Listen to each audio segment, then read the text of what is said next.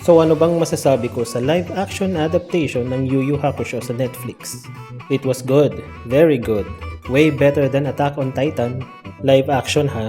The live action adaptation is 5 episodes long, with each episode around 50 minutes long. Story-wise, episodes 1 to 66 ng anime ang na-cover ng live action adaptation. So imagine na lang yung dami ng natanggal from the anime, pero na-deliver naman yung story ng first 66 episodes ng anime.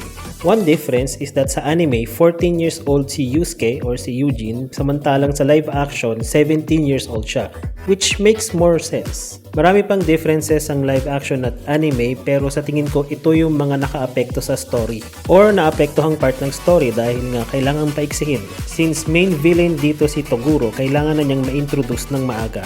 Also, meron lang stories or arcs na nag-overlap. Gaya ng pagkuha ng tatlong weapons, yung dagger, yung mirror at saka yung parang orb, yung rescue kay Yukina, and the Dark Tournament itself. Pero yung Dark Tournament, wala na siya, hindi na siya nakasama. Instead, we have dungeon type battles, which mirrors the Toguro team versus Urameshi team dun sa Dark Tournament. Kaya naipakita pa rin yung transformation ni Kurama or ni Dennis sa taong lobo at yung Black Dragon Spirit ni Vincent or ni Hiei. At since hindi na nga siya tournament, yung pagkamatay ni Master Jeremiah ay nangyari na pagkatapos ng training ni Eugene.